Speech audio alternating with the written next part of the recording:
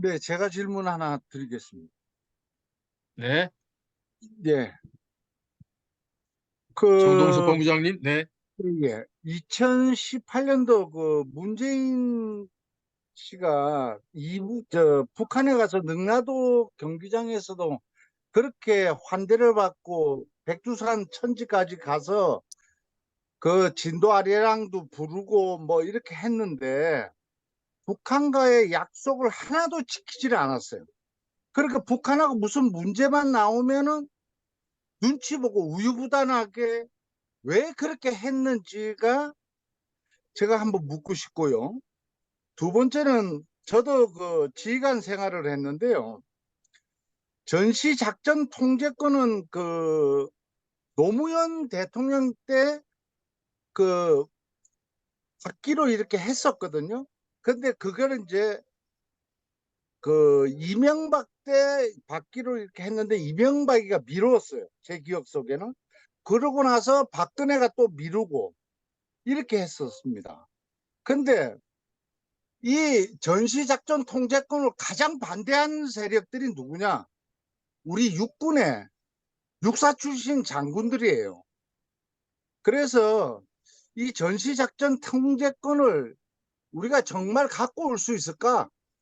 우리가 그 자주권이라는 걸 갖고 있을 수 있을까? 이런 걸 한번 홍 교수님께 한번 다시 한번 질문 드립니다. 네, 감사합니다. 감사합니다. 네, 감사합니다. 네, 자, 좋은 질문 감사드리고요. 다음 질문 또 좀 받겠습니다. 누가 좀 말씀 주시겠어요? 9시 반쯤 되고 있는데요. 어, 최수일 이사장님 한 말씀 주실래요? 네,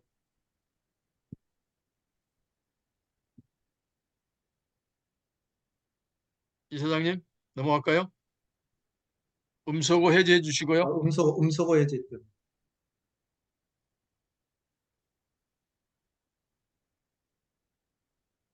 음소거 음소거 해제가 안 해제가 됐습니다만, 안 됐습니다. 음소거 해제. 음소거 해제가 안 됐습니다.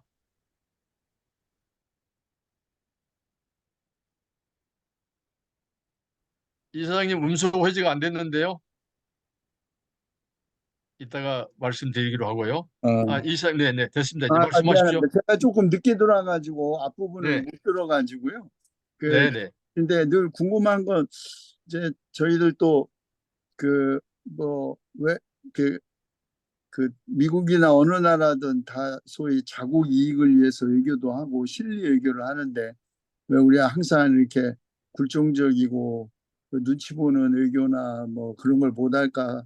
근데 그 이제 그 미국의 패권이라고 할까 이것이 뭐 도대체 언제까지 유지될지에 대해서 사람마다 기간에 대한 뭐 평가는 다르긴 하지만 그 중국이라든지 밖에 어떤 견제할 만한 그 세력이 크기 전까지는 그 뭐 양심에 호소한다고 미국이 변할 것 같지는 않은데 아 사실 진짜 어떻게 해야 할지 저도 좀 늘 궁금했어요.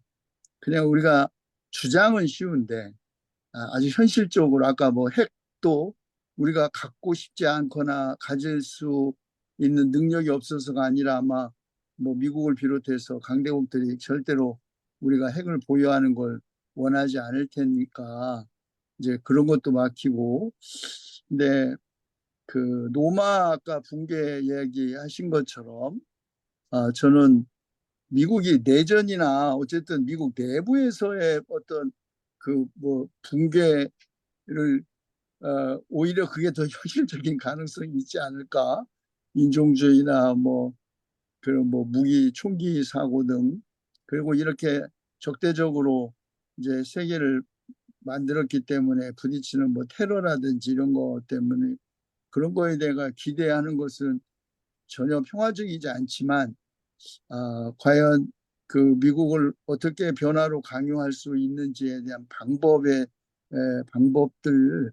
그것도 사실 진짜 좀 우리 시민사회 역량이 그거 못 따라가기도 하고 그 어떻게 해야 할지 저도 잘 모르겠습니다. 근데 그게 궁금합니다. 네, 감사합니다. 네, 이사장님, 우리 최수일 이사장님 질문을 들으면서 저도 좀 생각이 났는데 좀 제가 질문 주신데 조금 더 첨언을 좀 한다면 사실 저는 EU, 유럽연합이 등장할 때 미국과 이렇게 좀 미국을 견제할 수 있는 세력이 등장하구나 이런 좀 생각을 했거든요. 특별히 이제 달러화라고 하는 그런 패권 경제에서 유로화가 등장했기 때문에 그래서 그런 생각을 했었습니다. 근데 사실 뭐 이유가 그렇게 뭐 큰 힘이 있는 건 아니고 저도 지금 생각하는 게 사실 미국의 힘이라고 하는 것은 아까 다 나왔습니다만 일단 군사력, 두 번째 달러, 이 달러라고 하는 것이 사실은 미국의 힘이잖아요. 뭐 외환위기가 미국은 있을 수 없으니까 사실 어떻게 한다 하더라도 그다음에 세 번째가 영어라고 하는 영어를 영어로 모든 것을 다 세계의 모든 과학이나 뭐 학문의 수준을 영어로 평가하고 또 영어를 판매하잖아요. 영어 시험 문제를 판매하는 나라잖아요. 토익, 토플 시험 문제를 미국이 관장하고 있고 이 영어 그러니까 정리한다면 군사, 달러, 영어 그다음에 이제 또 하나가 이제 기술력인데 특별히 이 기술력은 좀 이것도 암담한 이야기입니다만 우리 한번 뭐 이제 상식적으로 제가 말씀드리면 이게 다 지금 세계의 인터넷이 또 영어를 기반으로 구축되었기 때문에 이 미국 패권이 어떻게 될 것인가 저도 좀 관심이 있다는 차원으로 제가 좀 첨언해서 말씀드렸습니다. 다시 한번 정리하면 EU와 유로화, 두 번째 미국의 달러, 미국의 군사력, 미국의 영어, 그다음에 인터넷의 영어 기반, 그리고 또 하나는 인터넷 영어 기반과 더불어서 뭐 세계적인 데이터 관리를 미국에서 한다는 이야기를 얼핏 들었는데 그게 사실인지 좀 혹시 한 말씀 주시면 고맙겠다는 이야기를 드립니다. 네, 다음 질문 있으실까요? 다른 분이 없으시면 네, 제가 양승훈 변호사님. 네, 추가로 질문을 드리겠습니다. 소파 관련해서 소파. 네, 이게 전시 작전권 환수와 맞물려 있는데 이게 소파가 불평등하게 지금 현재 된 조항들이 있어서 개정을 해야 된다. 미군 주둔군 지휘협정. 그런데 이제 일본의 이제 그 일본 주일 미군 주둔군 지휘협정에 비추어서도 매우 불평등하다. 소파 개정 운동을 하는 이제 시민단체들이 있습니다. 오랫동안. 그래서 이 그런 부분에 대해서 좀 필요하지 않나 생각하는데 교수님의 의견이 어떤지가 첫 번째고 두 번째는 이제 좀 전에도 강의 중에 말씀하셨지만 이제 대만 침공, 중국의 대만 침공이 매우 지금 우려되고 있는데요. 그게 시진핑 임기 중에 또 그럴 가능성이 높아지고 그래서 이럴 때 이제 한미일 동맹이 이제 그런 글로벌 뭐 호구 동맹으로 글로벌 호구로 한국이 또 미일의 허수아비처럼 이렇게 그 대만 침공에 또 나서지 않을까 그런 우려를 많이 하고 있습니다. 그래서 그런 거에 대해서 교수님 그 일은 막아야 되리라 생각이 되는데 어떻게 생각하시는지와 이제 마지막 이제 세 번째로 이제 아까 교수님이 강의 중에도 그 시간 있으면 그 말씀하신다고 그랬는데 미 대선이 오히려 한반도 평화를 위해서는 트럼프가 여러 가지로 민주주의 좀 해악을 끼치는 부분이 있지만 이제 한반도 평화를 위해서는 민주당보다 해리스 오히려 더 우리 국익을 위해서는 우리 최고의 국익은 한반도 전쟁 억지인데 남북 그게 최고의 국익이라고 생각하는데 그런 부분에서 오히려 트럼프가 물론 하노이 회담에서 줄듯줄듯 하면서 주지 않는 거나 그것도 비판받아야 되고, 바이든은 아예 아무것도 안 하는 거에 대해서 한반도 평화, 북미 수교, 뭐 이런 점에서 아무것도 안 하는 거에 대해서 똑같이 민주당이나 공화당이나 비판을 받아야 되는데, 우리 국익 차원에서는 오히려 트럼프가 그래도 조금이라도 일말의 희망이 있지 않을까, 네, 그런 시각이 있습니다. 거기에 대해서 어떻게 감사합니다. 생각하시는지. 예, 다음 질문 좀 들을까요? 권호일 교수님. 예, 권호열입니다. 홍현옥, 홍현익 원장님 오래간만입니다. 건강하신 모습 보니까 좋고요. 예, 오늘 강의 말씀 잘 들었습니다. 저는 질문 그 발표 말씀드리면서 한 가지 질문이 좀 말씀을 드려야 되겠다 생각이 들었어요. 그 질문은 우리나라 이른바 글로벌 중추 국가론입니다. 새 정부가 출범하면서 여러 가지 얘기를 했는데 그중에 글로벌 중추국가라는 것을 앞으로 해보겠다 그래서 저는 상당히 그 재미있게 생각하고 기대도 좀 된 점이 있습니다.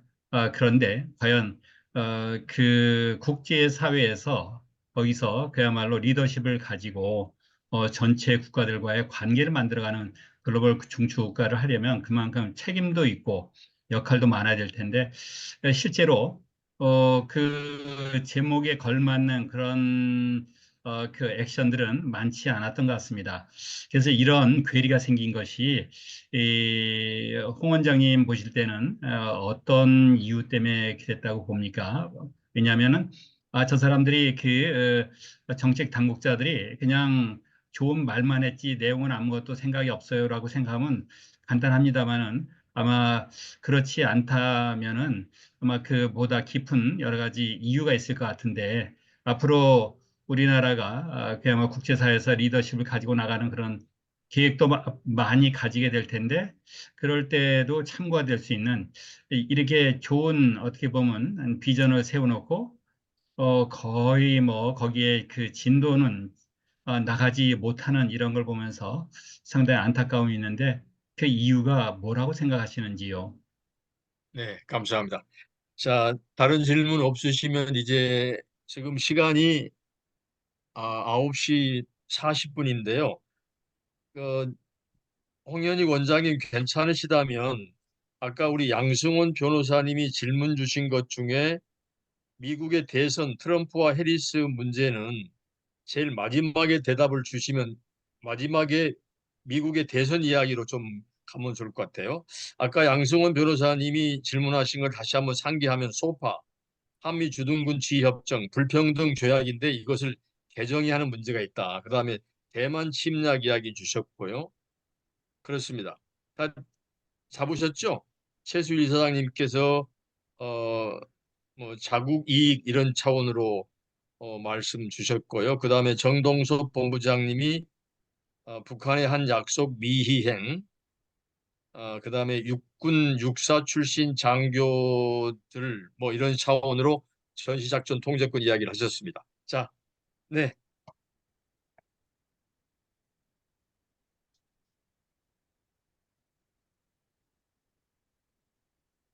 음소거 열으셔야 예, 홍 원장님 음소거 해제 주십시오. 저 답변하고라고요? 네, 예, 예. 뭐 질문을 하도 많아 여러 개 해주셨는데 하나하나 다 이게 세미나 주제감 주제 주제에 해당되는 것 같습니다. 최수일 이사장님 말씀하신 미국의 자국 우선주의의 굴종적인 눈치의 교. 근데 미국의 양심에 호소해 미국의 양심에 호소하는 게 안 통합니다. 미국 저도 그 외교원장 하면서 그 통일연구원장하고 국가안보전략연구원장하고 셋이 가가지고서는 미국의 한반도 전문가 한 40명을 초청해서 아주 좋은 호텔에서 초청해가지고 이렇게 문재인 대통령이 원하는 종전선언이라도 좀 해주면 북한이 대화에 나오지 않겠냐 아무리 얘기를 해도 어림도 없는 소리다라는 그런 미국의 전문가들이나 다 그렇게 생각하고요. 근데 미국의 국익을 보면은 굳이 그렇게 기들이 나설 이유가 그렇게 많지가 않습니다. 북한을 이용해 먹을 가치가 오히려 많지. 북한이 종전선언을 해줘야 물론 뭐 해줄 수 있겠죠. 해줄 수 있지만 뭐 별 의미가 없다. 그리고 뭐, 문재인 정부 임기도 얼마 안 남았고, 뭐, 근데 기본적으로 해줄 생각이 별로 없는 거예요. 북한에 대해서 불신하고, 그리고 그들이 잘못 생각하고 있는 게 가장 큰 게 뭐냐면, 북핵 문제가 안 되니까 결국은 한반도 남북 관계도 안 되고, 그 다음에 한반도 평화가 오질 않았던 건데, 그럼 북핵 문제가 왜 안 됐느냐 할 때, 트럼프가 미국의 대통령으로서 김정은을 만나서 약속을 하고, 김정은은 몇 가지 성의 있는 행동을 했는데, 트럼프는 아무것도 안 했거든요.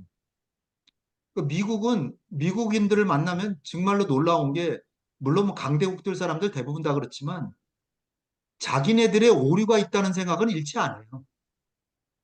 자기들이 잘못했다는 생각은 안 하는 게 강대국입니다. 그러니까 북한하고 약속을 해놓고 안 지킨 건 미국인데, 미국이 약속을 안 지킨 거에 대해서는 꽁고 먹듯이 완전히 다 까먹고, 그냥 북한이 계속 도발하고 모르는데 저런 놈들하고 뭐 대화하냐 그러는데, 자기들이 약속을 안 지킨 건 전혀 생각을 안 해요. 그러니까 이게 말이 안 통하는 거예요. 그래서 한 시간은 제가 붙들고 앉아가지고 꼬치꼬치 얘기해서, 아, 그래, 그런 점이 있을 수 있겠다라고 이해를 시켜야 되는데, 어느 세월에 문재인 대통령이 저 트럼프나 바이든 만나가지고 그거 설득이, 한 시간 동안 그 설득이 되겠어요? 쉽지 않았을 겁니다. 그러니까 이 강대국들이라는 게 쉽게 약소국의 말을 들어주는 나라들이 아닌 게 참 서글픈 현실인데요. 결국은 그러려면은 기브 앤 테이크를 하는 방법이 있죠. 기브 앤 테이크. 미국이 원하는 걸 다른 걸 주면서, 그 대신에 우리가 지금 한반도에서 평화가 반드시 필요하니까 북핵 문제 해결해야 되겠고, 미국이 좀 대화에 좀 적극적으로 나서 달라. 그리고 남북 간에 철도 협력하는 방해라도 하지 말아 달라. 이렇게는 얘기할 수 있는데, 문재인 대통령께 조금 아쉽다고 한다면 그걸 강하게 얘기를 못했다는 거. 아니면 설득을 하든지. 김대중 대통령은 과거에 그걸 했던 거죠.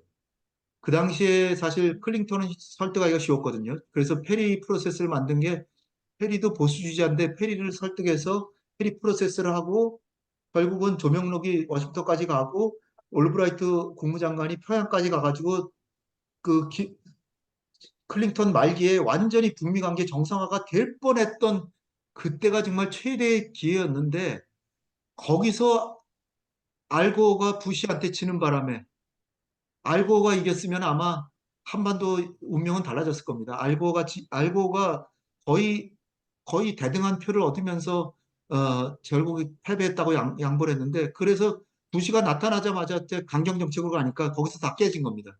그래서 깨진 건데, 그런 거는 아예 생각조차 없어요. 부시가 다 깬 겁니다, 애초에. 부시가 제네바 94년에 핵합의 했던 거 다 어기고, 너네 그냥 뭐 사찰 받아라. 뭐 무슨 저 중유 같은 것도 안 주고, 그리고 왜 휴전선에 있는 북한군 병사들 다 뒤로 다 철수시켜라, 막 일방적인 요구를 계속하니까 북한에서 한숨만 뻑뻑 쉬다가 제2차 북핵위기로 넘어갔던 거죠.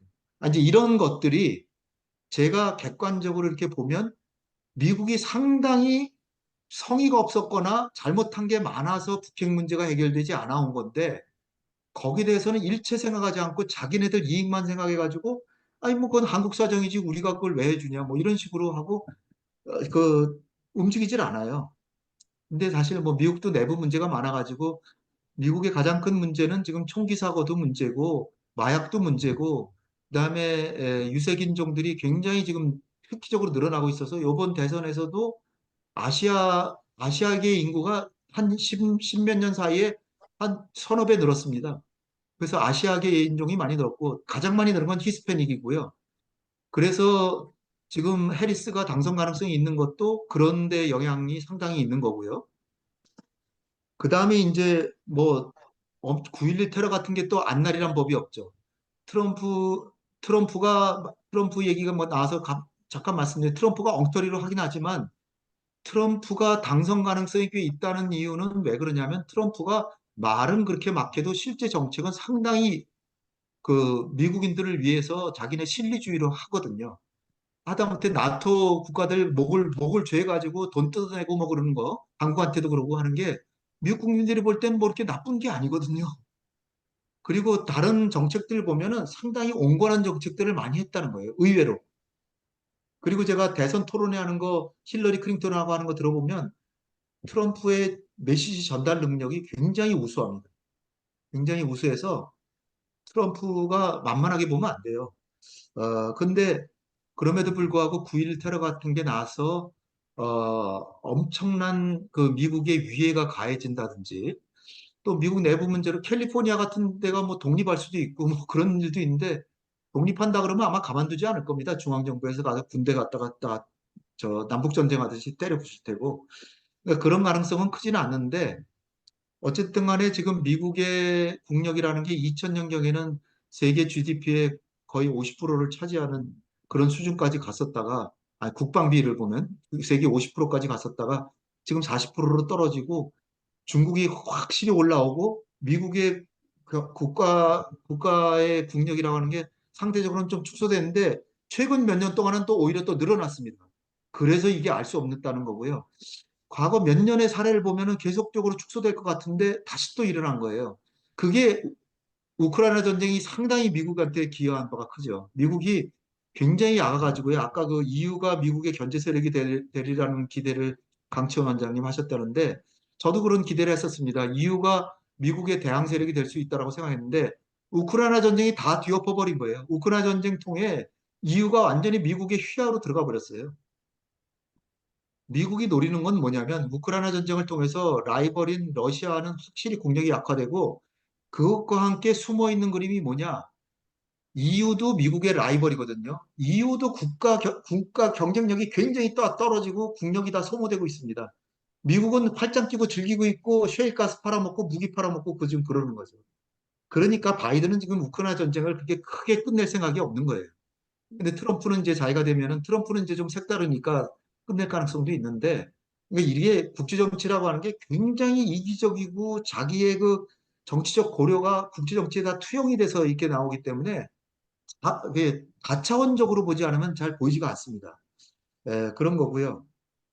그다음에 권월 선생님 질문하신 게 굉장히 중요한 건데 글로벌 중추국가론 이게 왜 잘 안 되냐?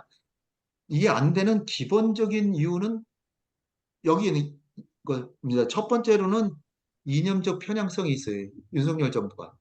그러니까 북한에 대해서는 아주 그냥 사갈시하는 아주 그냥 혐오하는 듯이 이렇게 싫어하니까 거기에 이념적으로 편향이 되니까 저의 생각은 북한도 저도 싫지만 그렇다고 하더라도 북한 동포들을 인질로 잡고 있고 통일을 하기 위해서는 교류 협력을 해야 되고 분담 비용을 최소화하기 위해서도 교류 협력을 해가지고 분담 비용도 최소화하고 평화 통일로 가기 위해서 가는 동안에도 분담 비용을 최소화하면서 통일이 되는 통일 비용도 최소화하는 방향으로 가기 위해서 북한 당국하고의 대화와 협력이 필요하다는 측면에서 북한이 싫더라도 싫지만 대화하고 협력해야 된다고 생각하는데 윤석열 정부 그게 아니에요. 그냥 그 돌쇠 마냥 그 조선시대 머슴처럼 이거 뭐 북한 놈들 그런 깡깽이들하고 우리가 뭐 원조해줘서 뭐해 그런 식이에요. 이명박 대통령도 과거에 개성공단에 기숙사 조해줘야 된다니까 이명박 대통령이 뭐라 그랬냐면 거기 기숙사 져주면은 거기 단체로 모여가지고 노조 운동이나 하지 그거 뭐하러 져주냐고 이런 식으로 그냥 깔아뭉개는 식으로 생각하니까 실용주의적으로 국익을 생각해야 되는데 이념적으로 생각하니까 아무것도 안 되는 겁니다. 그런데다가 또 하나 거기다 엎치고 덮친 격이 뭐냐면 우크라이나 전쟁 통해 신냉전 유사한 상황이 벌어지니까 신냉전이 왔다. 거기다가 우리 국민들 보면은 반중 감정이 50%가 넘습니다. 우리나라도 미국처럼. 그러니까 중국은 때리면은 나는 인기가 나빠지지 않는다. 이런 계산이 있는 거죠. 아주 얄미운 계산이 또 숨어 있다라고도 보여지고요. 그러면서 한미동맹의 지지자는 70%가 넘잖아요. 그러니까 미국한테 엎드려서 미국하고 잘 지내도 그렇게 굴종적으로 한다라고 보는 사람 많지 않거든요. 미국하고 잘 지내는 건 덕이니까. 근데 제가 볼 때는 안 그렇지만 물론 일본한테는 아니면서도 하는 거 보면 지금 돌쇠같이 이제 하는데 신냉전 상황이라고 보고 신냉전 상황이니까 더더욱이나 북한의 남침도 억제하고 그러기 위해서는 미국하고 일본하고 협력해야 된다는 그런 편향 외교를 하니까 글로벌 중추국가론이 아니라 일본과 미국의 머슴국가가 돼버린 거죠. 그러니까 중추국가라고 하면은 전자권을 가져오고 자각력을 누리고 자주적인 능력을 누려야, 그러니까 그 자율 역량을 누려야 되는데 자율 역량이 아니라 미국과 일본에 기대니까 그게 무슨 놈의 그 중추국가론입니까? 그러니까 엉터리 국가론이 돼버린 거죠. 지금 자기 자신 그걸 깨닫지도 못하고 있을 거예요. 그런 상황이고요. 그 다음에 이제 정동섭 선생님이 질문하신 거는 이제 결국은 전자권 전환이 육사 출신 장로들이 반대한다는 건데요. 그 문재인 대통령이 북한하고의 약속을 안 지킨 것도 있는데 북한이 그러면 왜 개성에 있는 남북 공동 연락사무소를 왜 폭파시켰을까? 저도 굉장히 그게 의문을 가져보고 계속해서 그거 생각을 해보고 있는데요. 결정적으로는 첫 번째는 아까 말씀드린 대로 트럼프하고의 관계를 깨는 것보다는 문재인과의 관계를 깨는 게 훨씬 더 쉽다고 생각했고요. 두 번째는 북한에서 자기가 외교 정책을 잘못했다는 그거를 숨기기 위해서도 내가 잘못한 게 아니라 문재인이 잘못한 것이다라고 이제 하기가 쉬워서 이제 남한한테 화풀이를 한 거고요. 세 번째는 이유가 뭐냐면은 북한하고 약속한 거를 미국이 방해했든 어쨌든 간에 지켜야 되는데 하나도 못 지켰다는 거죠.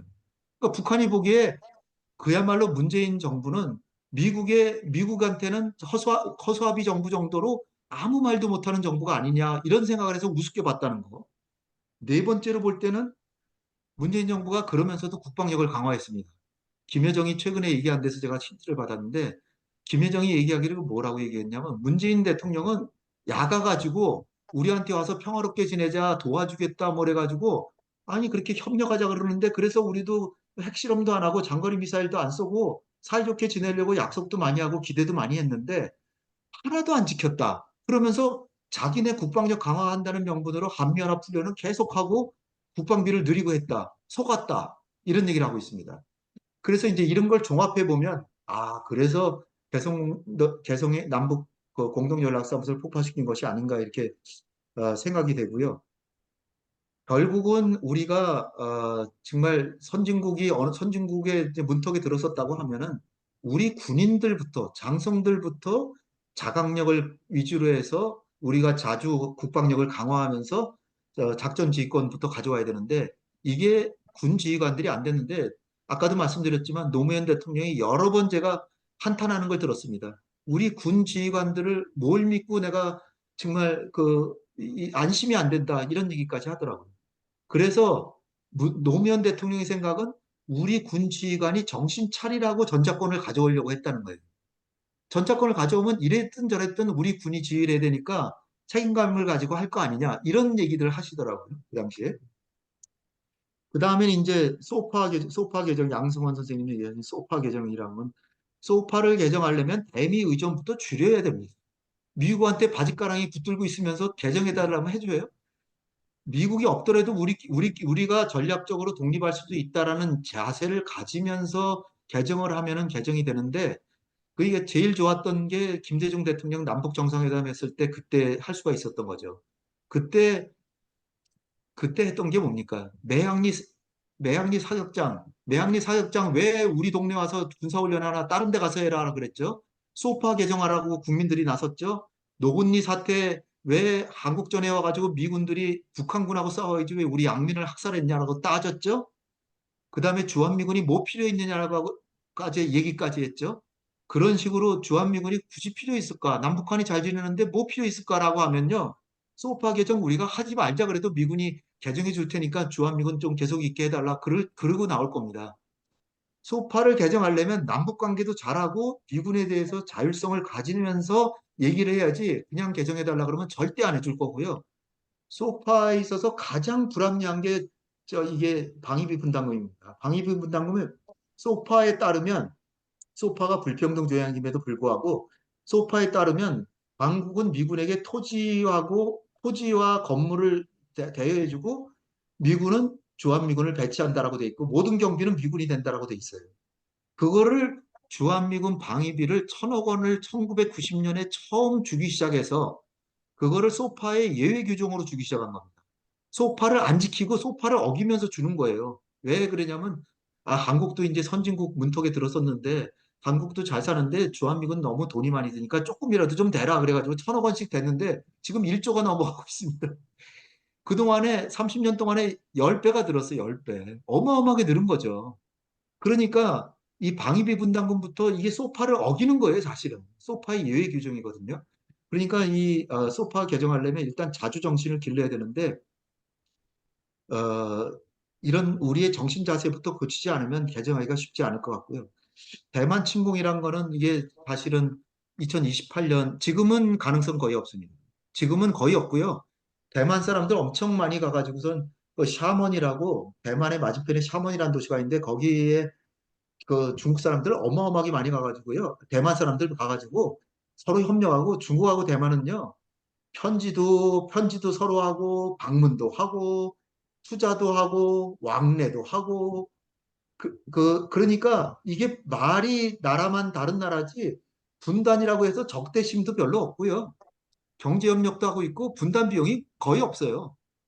이 대한민국과 북한처럼 어리석게도 서로 조금만 침범, 조금이라도 도발하면은 즉각 끝으로 가서 작사를 낸다, 원점 타격한다, 지휘부 타결한다, 같이 죽자. 이런 바보들 아닙니까? 중국하고 대만은 약아서 무역이나 투자 다 할 거 다 이익 챙기고 다 하면서 전략적으로만 조금 다투고 있는 거죠. 그러니까 지금 시진핑은 거의 지금 대만을 침공할 가능성은 거의 없고요. 근데 2028년 되면 자기의 국내 정치적 계산으로 양안 간의 긴장은 굉장히 고조되거나 아니면 진짜로 봉쇄하거나 침략할 수도 있다라는 생각이 들긴 드는데 그때의 시나리오는 굉장히 복잡하고 한데 일단은 우리는 북한의 남침 위협이 있기 때문에 주한미군이 거기에 투여돼서는 안 되는데 지금 기정사실화된 게 뭐냐면 주한미군 사령관은 시도 때도 없이 얘기하는 게 이게 주한미군이 양안 간의 분쟁이 이게 활성화돼 가지고 전쟁이 벌어지면 주한미군 거기 투입도 할 수 있다라고 지금 하고 있습니다. 만약에 그렇게 되면은 평택에 미군이 있기 때문에 중국은 평택에 있는 미군 기지에다가 미사일을 날릴 수도 있고 그렇게 되면 한국은 자연히 중국하고 전쟁으로 들어갈 수밖에 없게 되는 거죠. 그러니까 우리가 원투는 원치 않던 중국하고 전쟁으로 들어갈 수도 있기 때문에 확실하게 우리가 정신 차리고 따져야 되는데 따지지 않고 그냥 가만히 있는 그 상황에 지금 어처구니가 없는 상황이 너무나 많은 거예요, 지금. 한미동맹은 북한의 남침을 억제하게 존재하는 건데 어느새 대만을 지키기 위해서도 존재하는 게 주한미군이다라는 식으로 바뀌고 있는데 이거를 말리고 있는 사람이 거의 없습니다. 정신 똑바로 차리지 않으면 지금 어리석은 지도자 앞에서 지금 우리나라 국군이 지금 완전히 지금 쇠퇴해 갈 수도 있는 그런 상황이 있다는 것을 여러분들이 꼭 인지하셨으면 좋겠습니다. 이상입니다. 예, 지금 시간이 아, 10시가 10시네. 돼서 아, 네. 이제 마무리를 해야 될 것 같은데요. 그냥 마무리해. 예, 마무리 한 10분 내에 끝낼게요. 아닙니다. 저희 운동. 아니에요? 지금 끝내야 돼요? 네, 네. 아니, 뭐, 그러면 너무나 많이 얘기했어요. 아니 그래도 여기 계신 분들이 한 말씀씩 코멘트를 해야 되는데 아니, 코멘트 그냥 각자 하시고요. 저 안 들어도 되니까. 그래요? 저는 그러면 운동하러 가요. 그러면 꼭 지금 10시기 때문에 일단 끝내야 되고 다음 시간 제가 공지 좀 하고 그리고 예, 예, 예. 홍현익 원장님께 마무리 말씀하실 수 있는 기회를 드릴게요. 다음 시간 공지를 좀 드리겠습니다. 아니, 저는 다음 주 마무리한 걸로 생각하고 저는 나가겠습니다. 아니 잠깐만 마무리 말씀 제가 부탁드리겠다니까 잠깐만 한 2분만 기다려 주세요. 뭘 2분만 부탁하시냐고요? 네. 운동하러 가야 돼요. 아니 다음 주에는 예. 9월 7일입니다. 9월 7일 문장열 교수님께서 전 국방대학교 훌륭하신 문장열 분입니다. 예. 교수님이 다음 주에 한미일 안보 협력과 동북아 평화 이런 주제로 또 말씀을 주실 텐데 우리 홍현희 원장님과 아주 교제가 깊은 사이로 알고 있는데 또 새로운 이야기를 좀 기대하면서 한미일 안보 협력 그리고 동북아 평화 이야기를 듣도록 하겠습니다. 이제 마무리 말씀인데 제가 마무리 말씀 요청을 할게요. 아까 트럼프와 해리스 이야기를 했거든요. 미국 대선에 대한 이야기만 좀 해주시면 되겠습니다. 마무리 말씀 미국 대선 이야기. 네네. 네, 딱 두 말씀만 드리고 마치겠습니다. 첫 번째는 문장열 교수는 한미동맹에 대해서는 저보다 더 깊숙이 알고 있는 사람입니다. 국방대 교수였고요. 저랑 나이가 동갑인데 굉장히 저보다도 전향적으로 한미동맹을 어떻게 개조해야 되나 한미동맹 얘기하는 거죠. 네네. 한미동맹에 대해서 한미일 안보 협력. 네네. 예, 일본과도 네네. 일본과의 안보 공조의 위험성 같은 것도 저보다도 더 잘 알고 있으니까 아마 다음 주에 관심 있으신 분은 꼭 참석하시면 좋겠고요. 지금 해리스와 트럼프와의 대선은 어, 사실 트럼프가 그 귀에 총 맞았다라고 그랬을 총 맞았다 스치고 지나갔을 때 모든 게 끝났다라고 생각됐었는데 그거보다도 거의 동등하거나 더 큰 변수가 바이든이 미국 역사상 처음으로 그 집권당의 그 후보로 당선이 됐는데도 후보를 사퇴하고 양보했다고 하는 게 역사상 처음 있는 일입니다. 린든 존슨 같은 경우에는 아예 그 대선 경선이 시작되기 전에 그만뒀지 경선에서 당선되고 그만둔 게 아니거든요. 경선에서 후보로 확정됐는데 포기한 건 역사상 처음입니다. 그래서 이게 정말 그런 일이 있을 수 있나 그러고 한국이면 워낙 당연한 건데 한국은 단임이니까. 근데 미국은 연임이 가능하기 때문에 그래서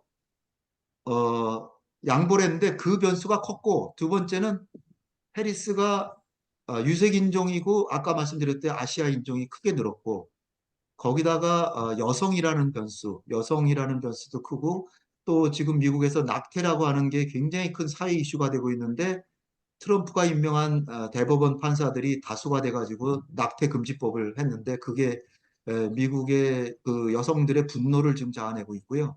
그래서 이 출산권이라고 하는 거에서 이제 그 많이 나서고 있고 해리스가 제가 예상하는 것보다도 훨씬 더 유능하게 또 순발력을 발휘해서 빠른 시간 안에 자기랑 경쟁자들을 삽시간에 다 후보 사퇴를 시키고 자기를 지지하게 만들었고요.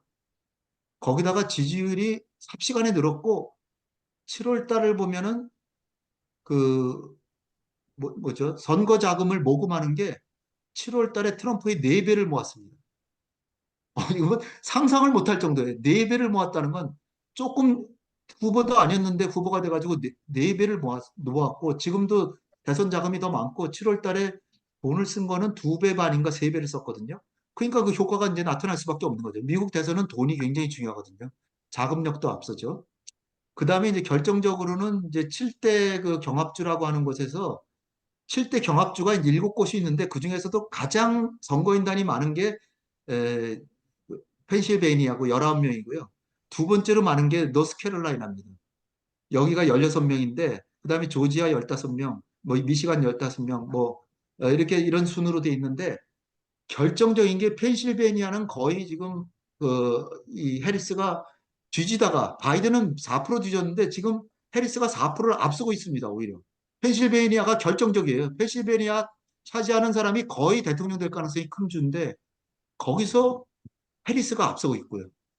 거기다가 노스캐롤라이나는 공화당에도 완전히 넘어갔다라고 공화당 주라고 간주했다가 최근에 경합주로 바뀌면서 지금도 오늘도 여론조사 나온 게 2%인가 앞섰습니다. 해리스가.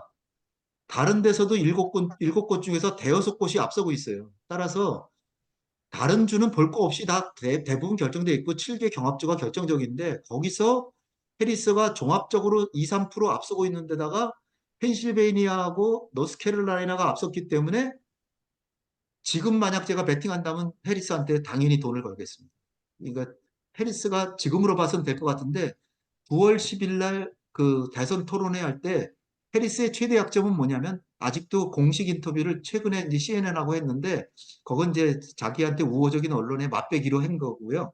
실제로 이제 트럼프하고 진짜 붙었을 때 설득력 있게 자기의 그 정책을 제시할 수 있느냐.